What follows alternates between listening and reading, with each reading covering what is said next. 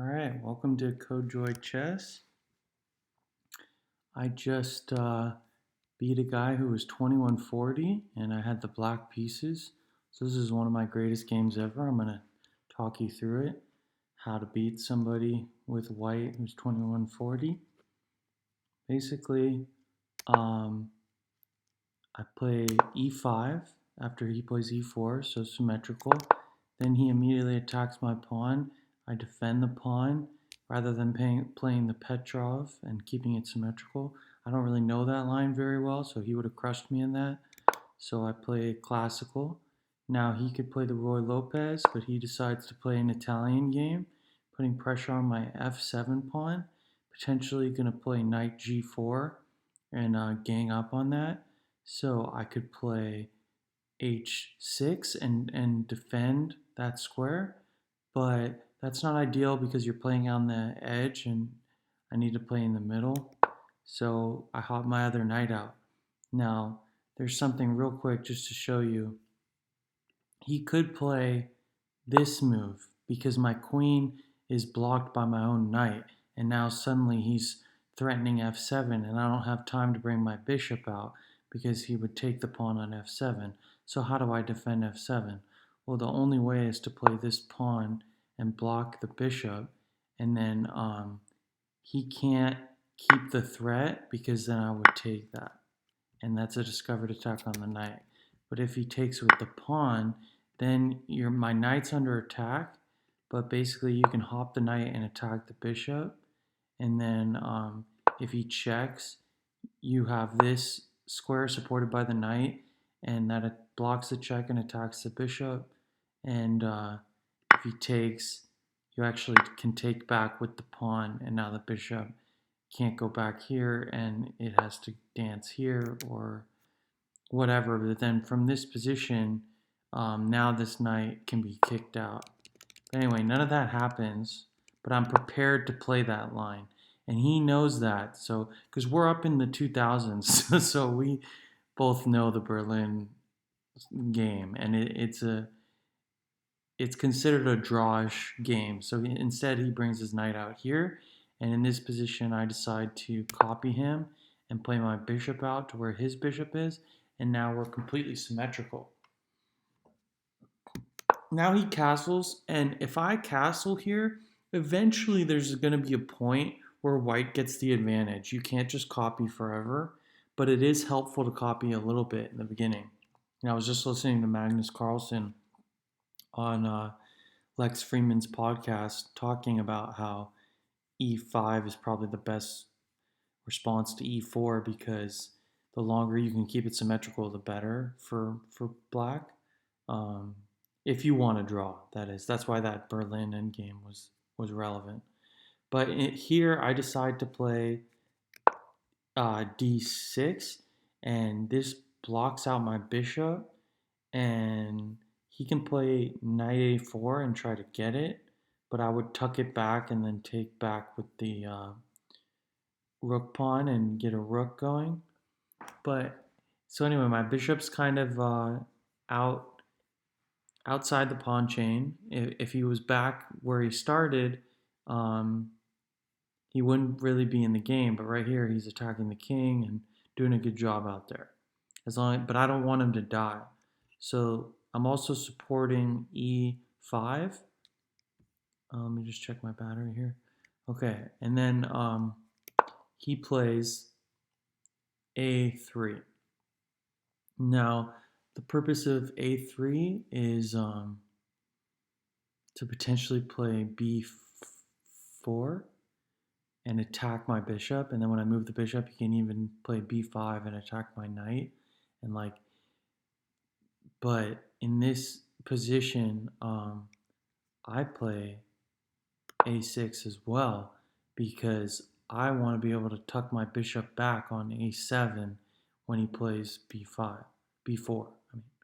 So he plays b4, so that pawn protects this pawn, attacks my bishop, and I bring it all the way back to where the knight can't even get it. And now I control all these squares, so it's a nice diagonal.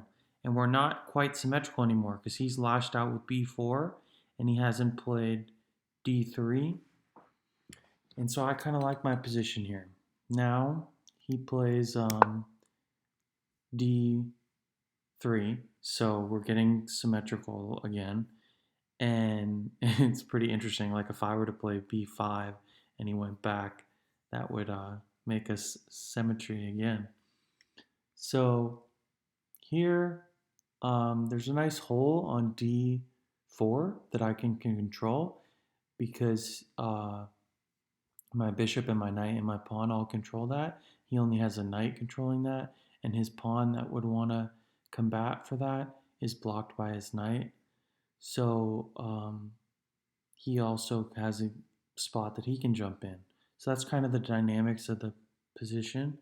So here, if I castle, again, it's a symmetrical game, and uh, he's very high rated, and with white, I don't really want to do that. I want to create some imbalance and try to beat him in an unfamiliar territory.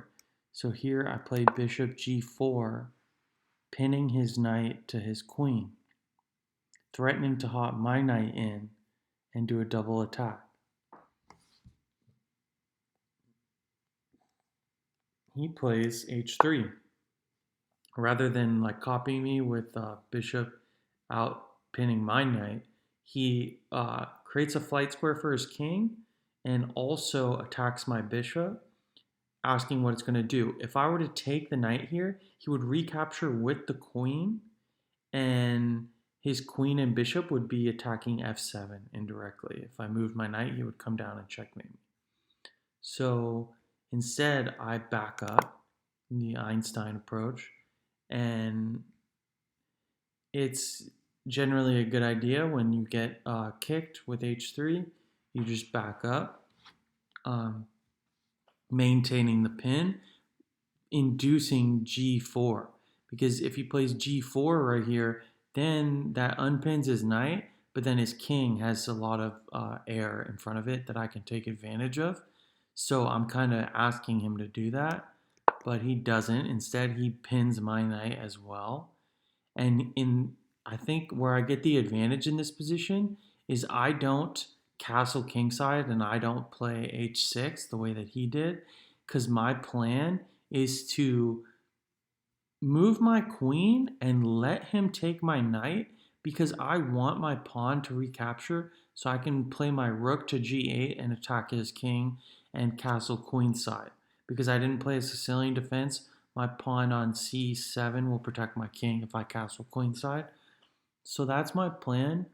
So here I hop in, double attacking his knight, and this is really good for me because if, let's say, he made a move like rook b1, just a pointless move, I would take the knight with check, and he can't take back with the queen anymore because the bishop would kill it, and he can't take my knight in this turn because I would kill his queen. And like I said, if rook b1, I would take the knight, and then he would have to take back with the pawn, and then my bishop would be attacking his pawn, and his queen would be forced to defend it, and his other pawn would be vulnerable to my queen d7 or something, and that would just be horrible for him. So in this position, he breaks the pin by playing g4, and normally I could consider knight takes, and then when pawn takes, bishop takes, and then maintain that pin. So I sacrifice my knight for 2 pawns, but none of that works because he's pinning my knight to my queen, so I can't do that. So here I just calmly back up, and bringing my bishop out the way I did and inducing these pawn moves is good for me because I'm one step closer to castling queenside, and my bishop now defends f7, and yeah, like before, when it was here, there are ideas of if my knight wasn't protecting my bishop, he could play bishop takes f7, and when king takes f7, he could play knight g5 check, and then that would be a discovered attack, and the queen would win my bishop, but my knight protects that, so that didn't happen. So I come back here, then in this position, after he broke the pin, he hops in. So there's a lot of symmetry in this position, and I have all my pawns. He has all his pawns. I have all my pieces. He has all his pieces. We're 12 moves into the game. That's because this guy's 2140 and he knows how to play, and so do I. And the better players are, the more often you'll see games like this where nothing's happening because both players are just kind of like thinking so far ahead that nothing ever gets taken. Uh, it's just like armies like intertwining and kind of prodding each other. No one's making a committal move yet. No one's making any captures. So here, his knight's in my territory. I'm looking. I don't want to castle kingside, like I said, and create symmetry. I want to castle queenside, just kind of intuition, and I just decided to kick his knight here. So I play c6, saying I don't like your knight on in my side of the party. So I'm attacking it, and where's he gonna go? Well, he takes my knight with check, and now I can't take back with the queen because the bishop controls that. But I take back with the pawn, which ruins my castling kingside. But I don't want to castle kingside, so that's why I went in for this variation, because this is an attack on his bishop. When I recapture the knight, I'm attacking his bishop, and he can't take me because my queen is defending. So he backs up. Now, interestingly, here I've analyzed this relentlessly with the computer, and his only way to keep an advantage in this tricky position is to actually play bishop h6 and maybe try to sneak into g7.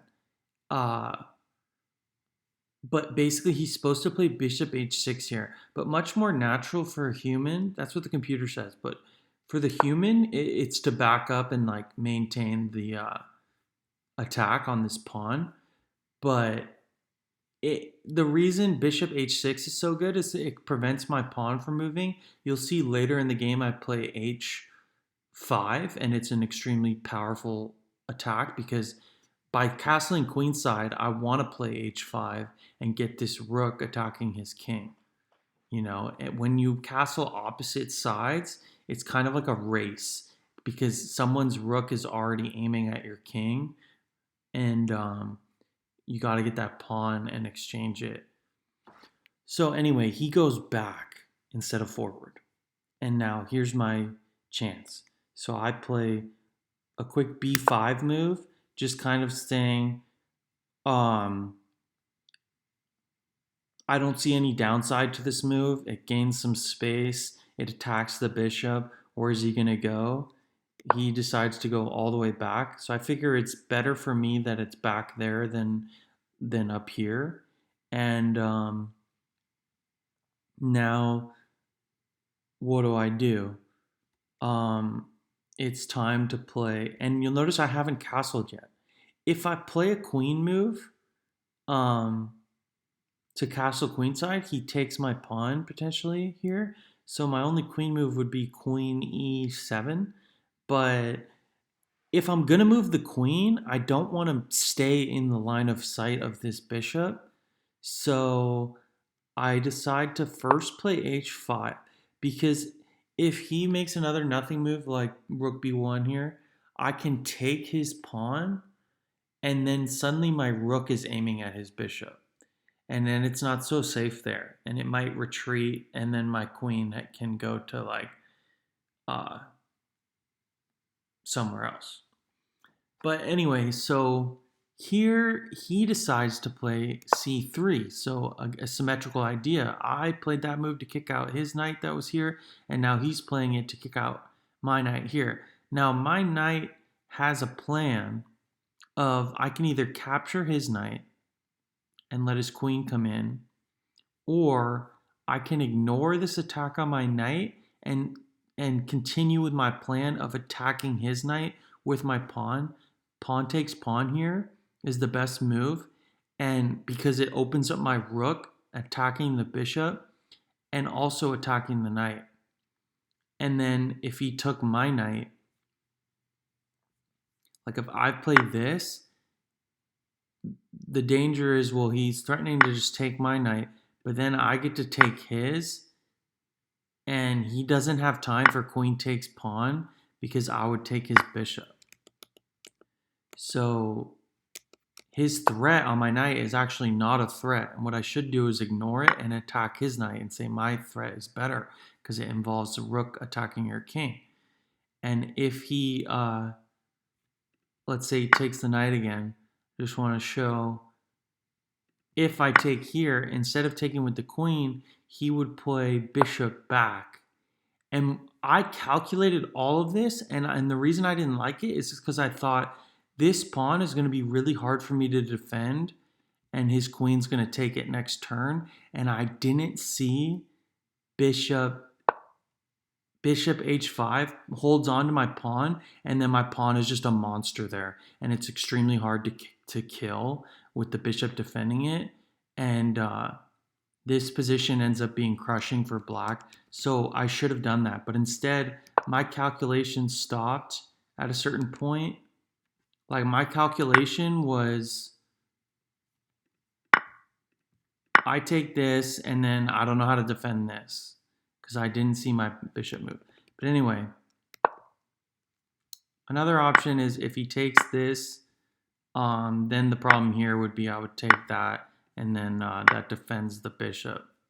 So it removes the defense of the bishop. So definitely should capture here, but instead I decided to hop my knight back because I'm thinking I'm going to redeploy it to f4, and I didn't feel like losing my knight because in that other variation where I'm attacking his knight, I sacrifice mine, but I get his and some more action, but some more compensation. But I'm thinking I'm winning this game. I'm going to hop back because if he takes me, then he lost his bishop and I'll have my bishop and he won't. You see the symmetry on this side of the board. It'll be asymmetrical and I'll have a bishop and he'll have a knight. So go ahead and take me. But if you don't take me, I'm threatening to redeploy to your king side, attacking this h3 pawn. So it'd be a really good outpost there. But anyway, he takes it. I take back. And you'll notice my double pawns have been moved from the F file to the E file, but basically healed. And in this position, it's nice to have double pawns when they're in the middle like this because I actually control a lot of squares. And here he plays G5 because he doesn't want to let me take that with an attack on his bishop and his knight at the same time. So he plays this move. Now, if I take this pawn, he would take with the bishop and attack my queen, being protected by his knight. That's not good for me. And also, if I do nothing, he can take this pawn, and my queen can't take because the bishop defends.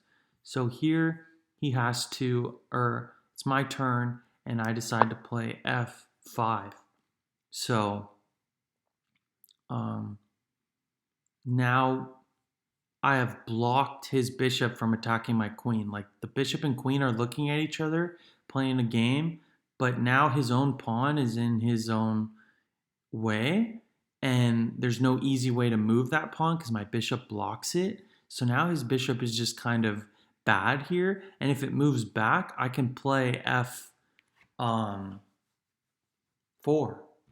and be protected by e5, and that's a good space-taking move. So he takes it, and then in this position, I can take with the pawn and undouble my pawns, threaten f4, and then later play bishop f5. But I got a little impatient here, and I saw that taking with the bishop guarantees that my bishop is in the game, whereas if I take with the pawn, I'm temporarily blocking his vision. So I decided to keep my bishop seeing things, so I don't have to waste a move. But it turns out the other way was kind of better. But this attacks the pawn, threatening to attack the rook, and it makes his king come out and defend that pawn. And now is when I choose to develop the queen. And here he has, if it was his turn, he can play a pawn move, which is the discovered attack on my queen, defended by the knight. The bishop would attack my queen. So here I step my queen to the side. I get out of that threat, but more importantly, I'm putting the queen on the same diagonal as his king so that I can play moves like pawn moves in the middle. I can play d5, and then I can play e4, and e4 would be a killer move because it would be it would be check, but then also attack the knight and win the knight. So this gives me some pawn mobility in the middle, frees up my queen. Also, I can castle queenside, and he doesn't have time for pushing the pawn anymore because it wouldn't come with an attack on my queen, so my bishop could just take it. And so in this position, he decides to play bishop back, blocking this threat that I had going on immediately, even though the pawns haven't moved yet. And now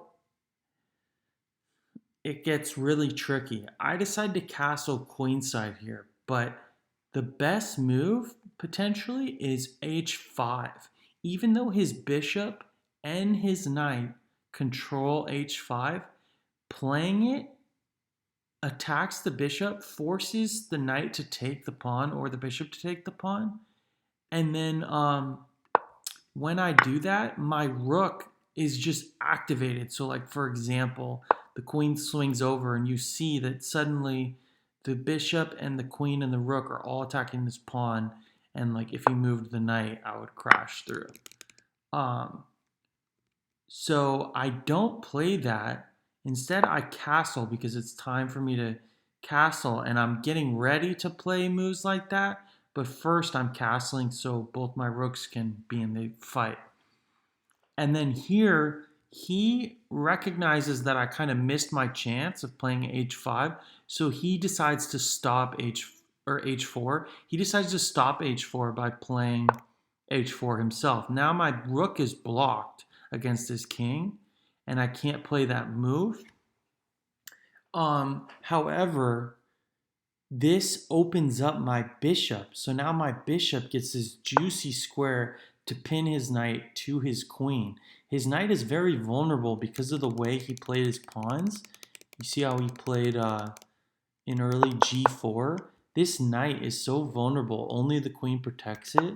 So we play a bunch of moves, and then my bishop gets into the game, and then he gets scared with his king and bishop, and then I castle, miss my moment. He tries to block it, and then now I have this pin on this knight. And before I go further, the best way to blockade a pawn is actually with a knight. So the best move for him would have been knight to h4, which attacks my bishop, and the bishop has nowhere good to go. It would actually just stay there and let him take it. And the knight there would block the pawn, and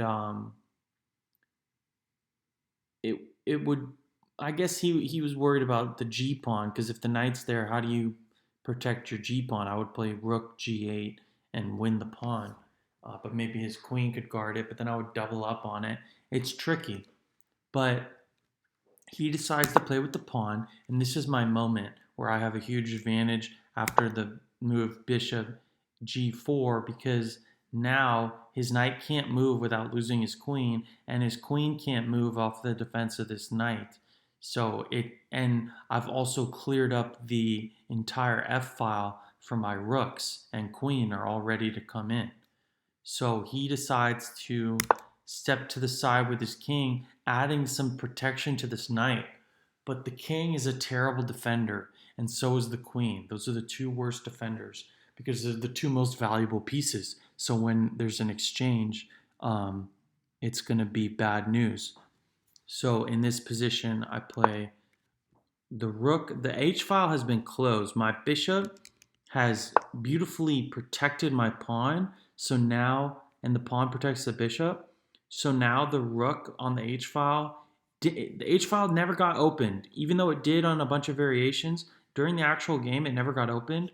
So I bring the h rook to the f file, and now he's basically lost because the knight is attacked twice, it's defended twice, but the piece value is so extreme that the discrepancy of value is so extreme that I'm just going to exchange and be up a piece, like a lot of pieces, like a lot of points of material. So he here plays a pawn move, but that really doesn't do anything because I could play it slow here and swing the queen over and like triple attack so that I win it with um, some additional compensation. But instead, I'm just like, this is game over. Bishop takes, knight is game over because it's check and it's attacking the queen. So if he moves the king out of check, I win the queen. And if he takes the bishop with his queen, which he does, I take his queen, and I'm allowing his I'm allowing his king to take my rook here. But instead of like if I had played it differently, like swung the queen over, I'd be able to take it with impunity. But this is still good, and it lures his king out, and then I can play the rook to attack it. And then when he goes back here, I look at my position. My bishop is still controlling the diagonal. My rook is controlling the open file.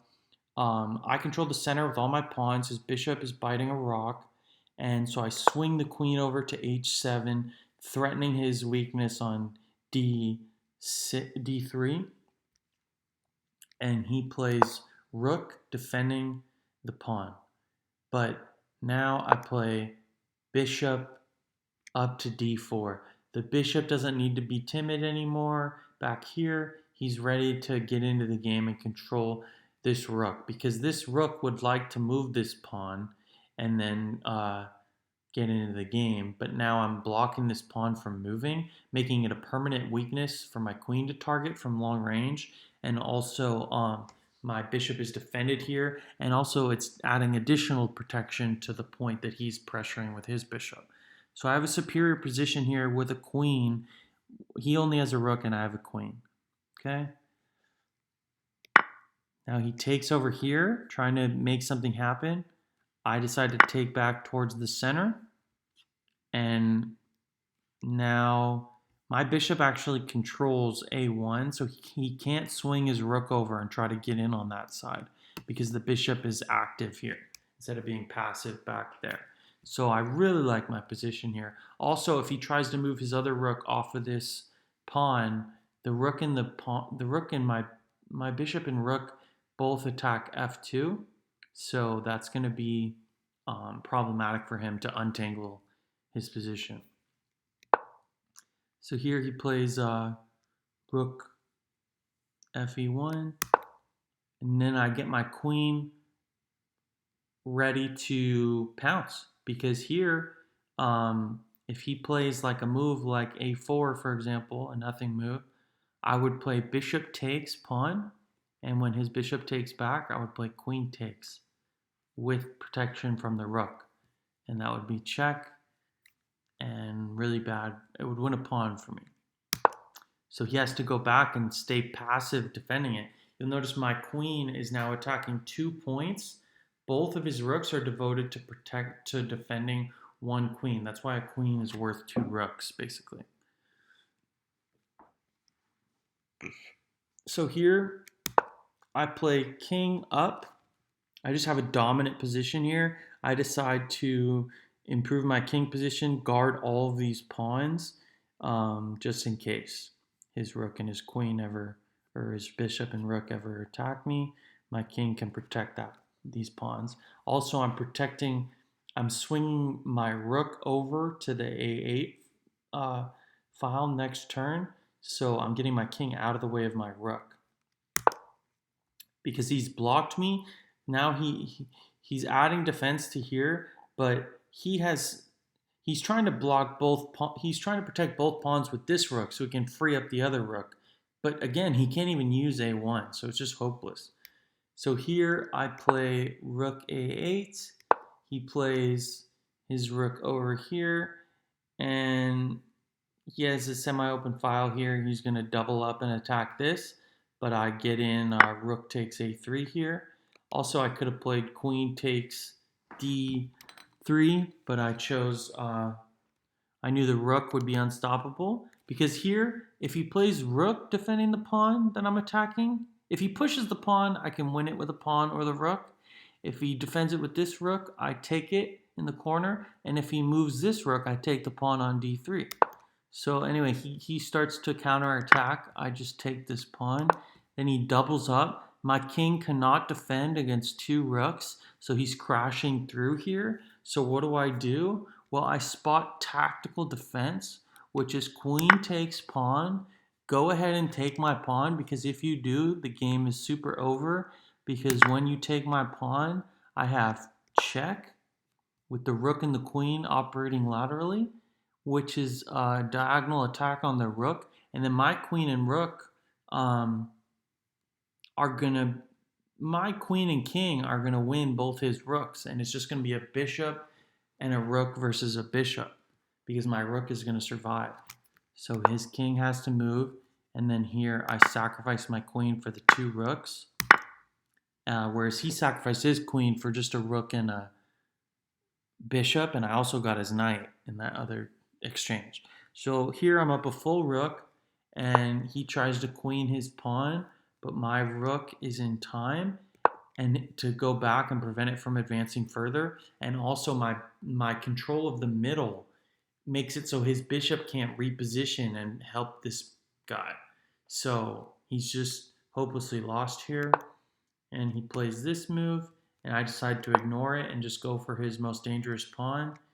And then he attacks me here, and here I take with the bishop because it's attacking his king, so his bishop is going to be taken next move. Once I exchange his bishop off, he has nothing, so he takes me to ruin my pawn structure. But it doesn't matter, because when his king tries to get involved, I check it, and then it can't go up because of the pawns, so it goes to the side, and then I go up to g5 or g4, and then he resigns here because I'm attacking both his pawns, and I'm gonna win both of them with the rook, and his king, my rook is protected, and his king cannot get in, and I'm gonna basically have a rook and four pawns against nothing, so he resigns here. So that is the game. Pretty good game for me, except for that one moment where I should have played, I should have taken with the H pawn instead of hopping my knight back. But I had an advantage throughout as black, and it was a really good game. One of my best games I've ever played. So I hope you enjoyed. Thank you very much.